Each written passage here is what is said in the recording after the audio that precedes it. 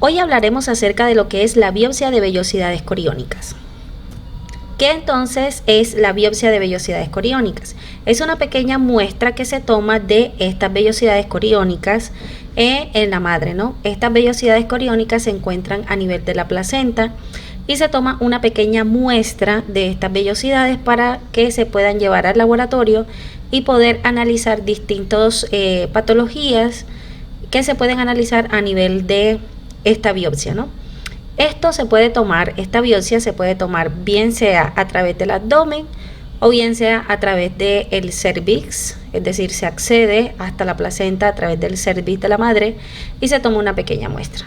O bien sea que dirigido con un ecógrafo, pues el especialista puede insertar una aguja en el abdomen de la madre para poder acceder hasta estas vellosidades coriónicas. ¿Dónde se encuentran entonces estas vellosidades coriónicas? Es exactamente aquí. En la imagen, como lo notan, aquí estas vellosidades coriónicas están penetrando la placenta y tiene altas irrigaciones sanguíneas.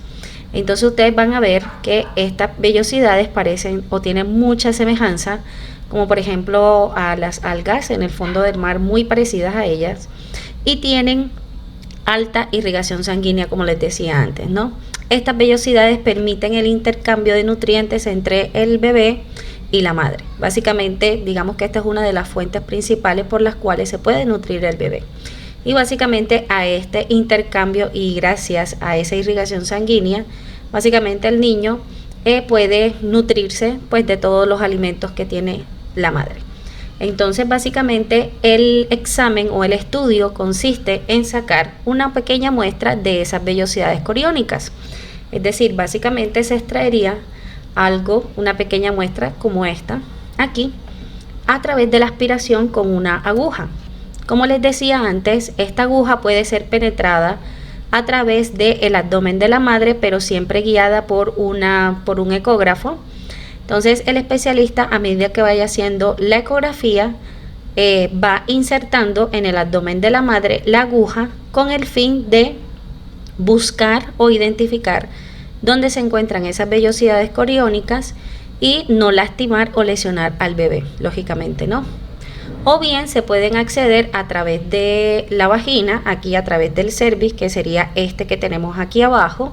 Entonces se inserta por aquí el catéter para poder llegar a estas vellosidades y justamente por allí se puede extraer también una porción de estas vellosidades coriónicas. Estas vellosidades coriónicas se envasan aquí como en un tubo de muestra y se envían a un laboratorio. Este estudio no se realiza de manera rutinaria, ¿no? Estos son estudios especializados y solamente se hacen ante la sospecha de ciertas patologías, bien sea a nivel genético, metabólico o neurológico que esté presentando el bebé. Entonces, si se sospecha de que el niño puede tener algún tipo de afectaciones o algún tipo de patologías referentes a los aspectos anteriormente mencionados, se puede practicar este examen, ¿no? Como notarán, el examen no es rutinario e implica también cierto tipo de riesgos. Y ya se podrán imaginar que uno de los principales riesgos que se puede tener a la hora de hacer este tipo de procedimientos es precisamente que a la hora de aspirar o de sacar esas vellosidades, pues se provoque un sangrado y ese sangrado haga que la placenta empiece a desprenderse. Anteriormente yo les he mencionado que el desprendimiento de placenta para un bebé durante la gestación puede ser incluso fatal, ¿no? Dependiendo del grado de la extensión de la separación que tiene la placenta a la cavidad interna o al endometrio que tiene el útero, ¿no? Entonces, entre más desprendida esté la placenta, pues peor va a ser para el bebé, ¿no? Porque representa mucho menos nutrientes y mucho menos aporte de oxígeno para su cuerpo. Así que podríamos deducir que si la placenta se desprende totalmente, pues el bebecito pues ya básicamente incluso podría morir. Entonces uno de los riesgos que tiene esta práctica de este estudio es precisamente ese, que al momento de que se inserte la aguja hasta esa vellosidad coriónica que se pretende extraer, se provoque un sangrado y que pueda llegar a ser en su momento tan representativo que pueda hacer desprender la placenta de la pared uterina. También se encuentra el hecho de que, como lo vimos anteriormente con la amniocentesis, se encuentra el hecho de la infección o el riesgo de la infección, que básicamente podríamos tener ese riesgo de infección cuando se accede a través del abdomen. Entonces, si no se tienen las medidas de precaución y de las técnicas asépticas necesarias para poder practicar este examen, se coloca en riesgo a la madre por una infección y obviamente que al niño a través de una sepsis, ¿no? Por el ingreso de estos gérmenes, de estas bacterias que pueden ingresar directamente dentro del saco amniótico del niño y afectarlo directamente a través de esta infección, ¿no? Entonces, como les decía antes, la amniocentesis, ya este es un tema que nosotros hemos tocado antes. La amniocentesis es la extracción del líquido amniótico de aquí del saco amniótico del bebé. Ya esto también lo hemos visto antes. Esta se utiliza a través de también se guía esta aguja a través de el transductor del ecógrafo para poder separar la aguja de las posibles lesiones que pueda tener el niño dentro del vientre materno. Ahora nos vamos entonces con el monitoreo fetal. El monitoreo fetal consiste, así como su nombre lo indica, en monitorizar más que todo la frecuencia cardíaca del bebecito o del niño, aun cuando está dentro del vientre materno. Este tipo de monitoreo sí se hace con cierta frecuencia, con cierta regularidad, y se practica sobre todo hacia el final de la gestación, es decir, cuando ya una mujer ha alcanzado sus semanas de gestación completas o las aceptadas para poder dar a luz, se monitoriza con el fin de evaluar cómo tolera ese bebecito ese trabajo de parto que está teniendo la madre. Y nosotros podemos evaluar eso a través de su ritmo cardíaco o de su frecuencia cardíaca, que hay que recordar que la frecuencia cardíaca fetal se encuentra entre los 120 y los 160, entendiéndose así que si el niño supera este valor de los 160, hablaríamos de una taquicardia, pero a nivel fetal, ¿no? Y si se encuentra por debajo de los 120, hablaríamos que el menor estaríamos en presencia de una bradicardia fetal, es decir, el niño puede incluso llegar a paro cardíaco si empieza a bajar y a bajar y a bajar mucho más esa frecuencia cardíaca. Entonces, para ir monitorizando cómo el niño está tolerando ese trabajo de parto, se monitoriza a la madre. ¿Qué pasa con estos monitores? Que existen de dos tipos. El más frecuentemente utilizado es el externo, que es el que tienen aquí en la imagen. Consiste en una serie de, podríamos decirle, de ligaduras o de correas que se pasan por todo alrededor de la cintura de la madre y tiene dos derivaciones, por decirlo de alguna manera. Una de ellas se coloca justo en la base del útero, que sería este fondo de útero, se coloca aquí, y este electrodo, que es esta parte circular que ustedes ven aquí en pantalla, solamente va a evaluar las contracciones uterinas. Es decir, que este electrodo va a medir qué tanta intensidad tienen las contracciones uterinas una vez que se presenten, ¿no? Entonces, este electrodo las va a captar y las va a mandar al monitor. Y tenemos otro electrodo que sería o que se colocaría justo en el lugar en donde nosotros apreciamos o percibimos la frecuencia cardíaca del niño, la frecuencia cardíaca fetal. Entonces, al momento de hacerle las maniobras de Leopold, se puede identificar en dónde se puede encontrar mucho mejor la frecuencia cardíaca fetal, y en ese punto podemos colocar este electrodo que nos va a medir obviamente la frecuencia cardíaca fetal, que recuerden que siempre tiene que estar en un rango de los 120 a 160. ¿Qué es lo importante recordar aquí del monitoreo fetal? Que siempre que una materna tiene una contracción, vamos a notar que la frecuencia cardíaca fetal va a disminuir un poco, siempre va a ir en tendencia a la baja y va a permanecer así durante el tiempo que demore la contracción. Pero ¿qué se espera? Que ese bebecito pueda recuperar su frecuencia cardíaca normal nuevamente una vez que la contracción haya pasado. Entonces, si los bebecitos no tienen esa recuperación justo después de cada contracción, es un aspecto que nosotros tenemos que informar al personal médico porque algo pasa con el bebé. El bebé debería ser capaz de tolerar las contracciones que tiene su madre durante el trabajo de parto, ¿no?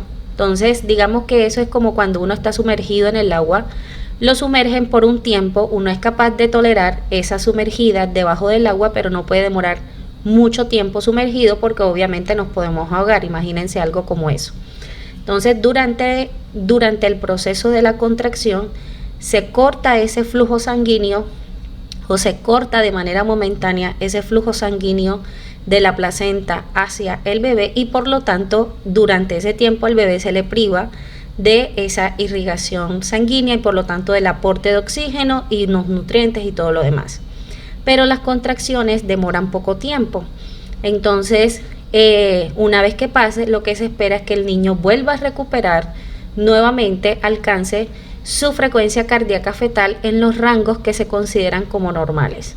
Y así deberíamos estar siempre durante todo el trabajo de parto. Precisamente por este motivo es que se hace el monitoreo, de ahí el nombre, ¿no? Porque queremos monitorizar cómo va el niño, cómo tolera el niño todo ese proceso de el trabajo de parto, ¿cierto? Básicamente se hace por ello. Y también podemos evaluar de paso cómo son las características de las contracciones que tiene la madre, que también este monitoreo nos permite hacer un diagnóstico de cómo son esas contracciones de la madre, si en realidad son buenas, si en realidad no son tan buenas para un trabajo de parto, si es que ella ya ha cumplido las semanas completas. Entonces, ¿qué pasa? Que estos electrodos que les decía, cada uno de ellos va a estar conectado a este monitor que básicamente va a medir en tiempo real todo lo que sucede en el vientre materno y va a sacar un papel muy parecido al electrocardiograma, muy parecido, en donde nos da las indicaciones de lo que es la frecuencia cardíaca fetal del niño más digamos que los rangos o la descripción gráfica de las contracciones de la madre.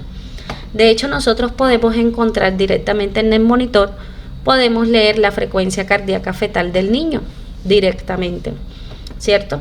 Ese sería el monitoreo externo. Básicamente es el que más se usa, es el más recomendado sinceramente y se espera que toda mujer que está atravesando su trabajo de parto pues sea sometida a este tipo de estudios de manera permanente hasta cuando ya se desencadene en sí el parto como tal, es decir, la fase expulsiva como tal del parto. Pero existe también otro tipo de monitoreo, que es el monitoreo interno. Básicamente ya no nos vamos a pasar esta serie de cinturones a través de la cintura de la madre, sino que se van a ingresar a través de la vagina de la madre estos mismos electrodos que sirven para medir básicamente lo mismo que miden el externo. Entonces ya se podrán imaginar que este tipo de monitoreo es un poco más invasivo que el anterior, ¿no? Implica que una serie de maniobras que solamente tiene que hacer el personal médico o el personal especializado.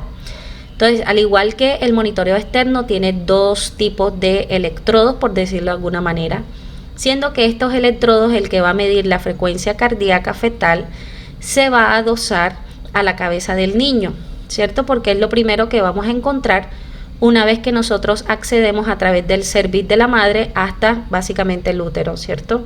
Entonces, si el niño está en una buena posición y en una buena presentación, lo primero que nosotros tenemos que encontrar es la cabeza. Es decir, si el niño está en posición cefálica, lo primero que vamos a encontrar es la cabeza del niño. Por lo tanto, ese electrodo que parece como si fuese una chupita, como si fuese, no sé, como las chupas esas, las ventosas que nosotros utilizamos para destapar cañerías, algo muy similar a eso, obviamente que no de ese mismo tamaño, sino más pequeño, se adosa o se pega aquí a la cabeza del menor. Y existe otro electrodo que básicamente nos va a servir de lo mismo, ¿no? Que en el monitoreo externo, que sería básicamente para poder, digamos que identificar y dar características a las contracciones de la madre. Entonces permite identificar cómo son las contracciones de la madre, qué tanto se les dan, cuánto demora, pues todo lo que tiene que ver con las contracciones de la madre, esto lo hace este segundo electrodo. Entonces ya se podrán imaginar que este monitoreo al momento de ingresar aquí por el cervix de la madre es invasivo con el niño, así que hay que tener ciertas precauciones, ¿no? Este es un procedimiento que tiene que hacer el personal médico o el personal especializado, y esto tampoco se aplica con todas las mujeres.